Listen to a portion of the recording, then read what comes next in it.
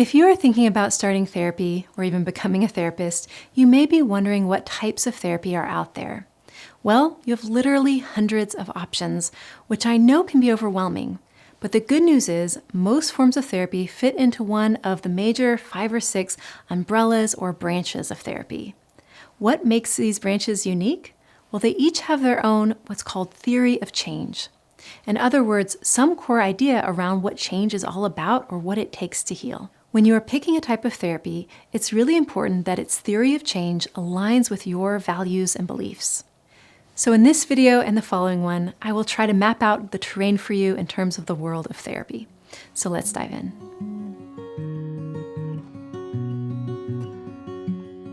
The research shows that if a client has choice around what kind of therapy they engage in, they are likely to get better results. So, how do you choose? Do you base it on the research and go for therapy that is the most evidence-based? Nope. There has been tons of research on various forms of therapy, and no one model has ever been able to get better results than the rest. That's called the dodo bird effect. On average, all major therapies perform the same. However, you are not the average, you are you. And for you as an individual, what kind of therapy you are in might matter. And when it comes to figuring out what type of therapy to engage in, I think the most important thing to consider is its theory of change. Look, there are many ways to think about change. You could think about it as healing a deep wound, or learning skills for managing life, or as a spiritual awakening, or learning to be more resilient. That is why there are so many forms of therapy. And while they're all valid therapies, some might match your worldview or current needs, and some might not. In this video, I'll cover more of the traditional kinds of therapy, and in the next, I'll cover newer therapies that are emerging on the scene. So let's now review the theories of change for each major branch of therapy, beginning in a somewhat chronological order. So umbrella number 1, the psychodynamic branch. Psychodynamic therapy came out of psychoanalysis, but is less formal, there's no lying on the couch, it's just a regular form of talk therapy. And what are some of the core assumptions? Well, the first is that the reason we suffer is because of wounds from our childhood. Here's the idea. When we are young, we want and need nothing more than to be loved and accepted by our caretakers. Because of this, 2 things are also therefore true. 1, it is exquisitely painful when our parents don't love and accept us, or even simply fail to care for us in a sensitive way. That is why many of us learn to steel our hearts and pick up what psychodynamic therapists call our defenses. So that is the first important implication of being so needy of our parents' love. It means that failing to get that love makes it too painful to be aware of our true feelings, especially our deep anger or grief. What is the second? The second implication is that we must do whatever it takes to make our parents love us. And many of those maneuvers require becoming cut off from our authentic experience. There are many variations on this theme, from learning to bury emotions that our parents can't handle or simply ignore, to giving up our own interests to excel in what our parents seem to value, to shutting down our own needs in order to care for our parents' needs. And in this process of ignoring our authentic self and learning to be who others need us to be, we develop a false self, one which no longer is based on what is actually true for us internally. This facade, or learned way of being, serves to protect us from abandonment, judgment, shame, or for some of us, abuse. In addition, in the same way that actors fully immerse themselves in a role, we fully immerse ourselves and our awareness into the role of our false self. In this way, our more true reactions get buried outside awareness in what is typically called the unconscious. In other words, we learn to bury authentic aspects of our inner world, whether that be our anger, our grief, or our sexuality. According to this view, the path toward change can simply be understood as reclaiming one's true self. When we reclaim our true self, we in turn reclaim all the aliveness, richness, and wisdom that comes from knowing what we truly feel, want, and believe. We are suddenly more in touch with our needs and have the self-love to act on them. And if this weren't beautiful enough, we also free ourselves from the relentless efforts of our defenses, all the ways we learn to protect ourselves. Being free from our defenses can be a powerful way to decrease our suffering as well. After all, needing to be perfect, or macho, or emotionally numb, or always nice is, in and of itself, a great burden. So when we reclaim our true self, not only are we finally able to more fully come alive, we are also finally freed from all the stress and loneliness created by our false self. Now, a lot of that work rests on learning to be comfortable in our emotions and expressing those emotions to another person, starting with our therapist. By the way, if what I'm describing reminds you of attachment theory, that is because that line of research came out of psychodynamic thought. So if you want, take a moment, push pause, and just reflect on whether this theory of change resonates with you. Do you feel inspired by the idea of healing young parts of you that were perhaps neglected or mistreated? Do you like the idea of exploring your emotions and finding the self that is underneath all of the defenses? If so, what kind of therapies might you try? Well, you could try psychoanalysis. Psychoanalysis is still thriving in many parts of the world, although less so in America. Still, signing up for psychoanalysis means you're signing up for years of work. If you want something a bit less intensive, look for a psychodynamic therapist. Psychodynamic therapy is so famous that it should be easy to find someone who has training in this approach. I will say there is a newer branch of psychodynamic work that is called experiential dynamic therapy. I think that branch is actually more cutting edge, but then I love experiential work in general. But experiential approaches constitute a new umbrella of therapy, so I'll wait to talk about those in the next video. For now, I'll just mention a few kinds of experiential dynamic therapies, and those include ISTDP, AEDP, and affect phobia therapy. If you're interested in doing a slightly more experiential version of psychodynamic work that is more mindfulness-based and somatic, you might watch my video on AEDP, because it will give you a good taste of how dynamic work can be approached experientially. You might also watch the one on IFS, because it incorporates a lot of psychodynamic thought as well. All right, so obviously this first view of change, the psychodynamic view, is based on the idea that we have an unconscious mind. Now, today we actually do have the brain science to prove that most of our psychological responses are based on processes that are indeed non-conscious. We will talk about the science of that when we explore the experiential view of change.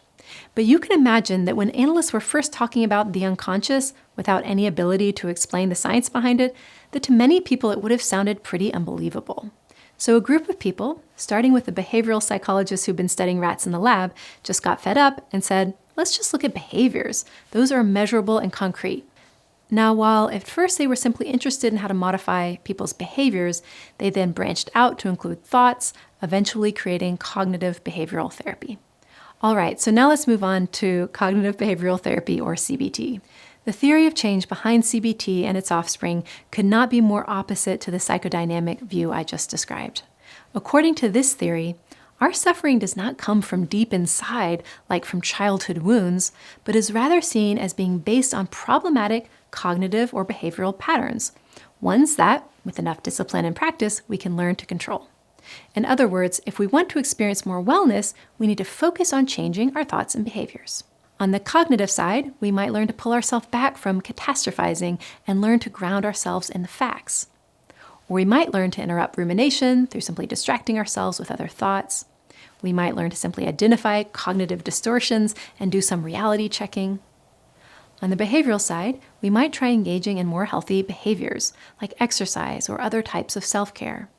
Or more specifically, we might try doing the thing we have been avoiding doing out of fear so as to see it doesn't harm us. That is done during exposure therapy. In addition to these kinds of behavioral interventions, clients are taught emotion regulation techniques, like deep breathing or relaxation. So you can think of this theory of change as being all about being more intentional about what we think and do, all while learning new skills that can be taught and practiced as homework. Now, one of the skills that was not part of original CBT, but has now been incorporated into all the third wave CBTs, like acceptance and commitment therapy, ACT, or dialectic behavior therapy, DBT, or mindfulness-based cognitive therapy, is mindfulness. Now, experiential therapies also use a lot of mindfulness, but they use it as a part of self-exploration, whereas third-wave CBTs use mindfulness as a form of self-regulation. It turns out that to simply accept and acknowledge and witness our emotional reactions or thoughts probably works just as well as all of the traditional cognitive efforts to change them or replace them with something more rational. So stepping back from getting some distance from our emotions or thoughts, so we can mindfully observe them, seems to be becoming the preferred approach over traditional cognitive interventions. Okay, so obviously this view of change has nothing to do with self-exploration or healing deep wounds or grieving previous losses, all the kinds of deep stuff therapy can be associated with. No, this view of change is much more practical. Now, some people actually find that kind of insulting because they have experienced profound losses or traumas, or are just facing really hard life circumstances. So to be told that they can recover by simply changing their thoughts or behaviors, some find that dismissive. Others, on the other hand, find it refreshingly simple, clear, and concrete. Again, you can begin to see why various people might resonate differently to different theories of change, and why engaging in a type of therapy that isn't a fit might be a huge problem. For instance, many people long to talk about their life and their story and their deeper needs, and others simply hate that and don't at all want to talk about their inner world or their past or their feelings. Those people might rather crave advice and guidance. So take a moment, if you will, and just reflect on whether a more cognitive or behavioral approach might work for you, where you are taught skills and given homework. Now, if this theory of change does resonate with you, CBT is always an option because it is the easiest kind of therapy to find. But there are other options as well. You might have heard of ACT, which brings in more of the acceptance and mindfulness pieces, or DBT, which is great for folks who have strong emotional dysregulation or interpersonal conflict. It helps really well to bring online more stability. You are probably less likely to have heard of compassion-focused therapy, which draws on CBT quite a bit, but adds elements of compassion training. I think of it kind of like CBT plus neuroscience plus spirituality, particularly of the Buddhist variety. And compassion-focused therapy can be particularly powerful for people who still want a more concrete approach, but also really want to touch deeply enough to resolve their shame or self-criticism. Most of us can be hard on ourselves, and learning self-compassion practices can be very helpful. That being said, another option if you want to go just a bit deeper would be schema therapy. All right, so we've covered two very famous poles representing more long-term work for the sake of healing versus short-term work for symptom management. Now, these poles emerged in the 50s in the form of psychoanalytic thought versus pure behaviorism. But as soon as they were both in place, there was a backlash against both of them. Against psychoanalytic thought for not taking the conscious mind into account, and against behaviorism for not being holistic enough about the human experience. So a number of thinkers, like Maslow and Rogers, began to create what is now the humanistic umbrella. The humanistic umbrella is fairly large. The most famous form of therapy within it might be person-centered therapy, and it's probably what most people mean when they say they are a humanistic therapist, that they practice the person-centered approach started by Carl Rogers. But there are other very well-known approaches under this umbrella as well, such as existential therapy and gestalt therapy, or more recently, solution-focused therapy. These therapies vary widely in their approaches, but the reason they all go under one umbrella is that they do have a similar overarching view of change, one that is called the paradoxical theory of change. This theory is called paradoxical in that it embraces one of the great paradoxes of life, that profound change often happens the moment we are able to finally accept where we are and who we are now. In other words, what we need in order to grow into our fullest, best self is simply a measure of acceptance and caring support. The humanistic view believes that people are basically good. In other words, there is within us a natural drive to grow, give, connect, and find meaning in life. As long as our basic needs are met, according to Maslow's hierarchy of needs, which came out of this frame, then something within us naturally motivates us upward and onward toward loftier goals, such as love, belonging, self-awareness, and even, some would say, self-actualization. A belief in our innate drive toward growth and our free will to follow it is central to this theory of change. This is how I describe it to my students. Imagine you were trying to help a flower to grow. Would you grab the stalk and pull it upward? Would you take the closed buds and force them open with your fingers? No, you would simply trust the flower's DNA to guide it to grow in just the right way. Flowers don't need to be told how to grow, they simply need the right conditions. And many people believe, including myself, that we are the same. Have you ever seen a child immersed in play? As long as they feel supported by their parents and aren't living in fear, then they don't need to be told, go learn and grow. They simply need to feel a sense of ease, and they will naturally begin to explore, take risks, and make discoveries all on their own. Many believe this is how human growth is meant to happen, naturally, not because of a push or through shaming, because of some agenda or someone trying to fix us, and that is ultimately the humanistic view. Now, I'm transmitting a lot of Carl Rogers here, but it isn't only about receiving enough care and acceptance to emotionally grow. It's also about being given the space to explore what we think and believe.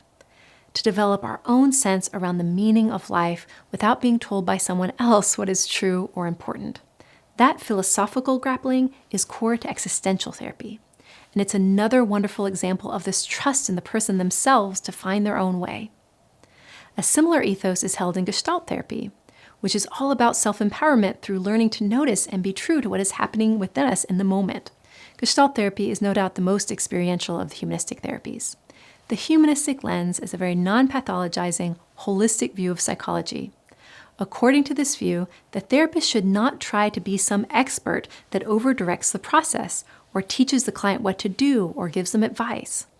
Now, I will say the solution-focused model, which did originally source from humanistic thought, is a little bit more directive inasmuch as the client is guided away from talking about the painful parts of life toward focusing on their strengths or what has worked in the past. But even the solution-focused model, which does hold a bit of an agenda toward the positive, does at least display a trust in the client's strengths, which certainly is consistent with the humanistic view of change. So if you like this general view of change, you have many options. If you want a supportive therapist who will offer a lot of empathy but not direct the process too much, you could look for a person-centered therapist.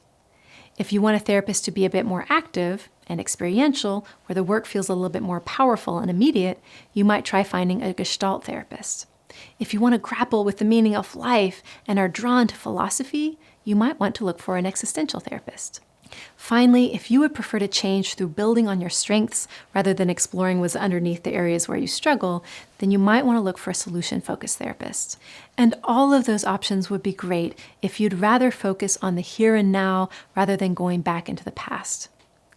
And while you could do that through CBT, the humanistic lens would be for you if you don't want to be directed on what to do, but would rather organically find the solutions and strengths and values that feel right to you. Now, in this video, we went through the 3 main traditional branches of therapy. And the next, we will explore 3 other branches or movements in the field that are more currently gaining steam. That will include the experiential branch, the spiritual or transpersonal branch, and the multicultural movement. So if this video set you up to understand the traditional therapy options, the next we'll explore the newer and even perhaps the more cutting edge. So please stay tuned. Thanks. Thanks so much for watching. I just want to mention our Patreon community is really taking off, and I've been so enjoying getting a chance to know so many of you guys. If you would like to join our community and join our conversations, please check out my Patreon page.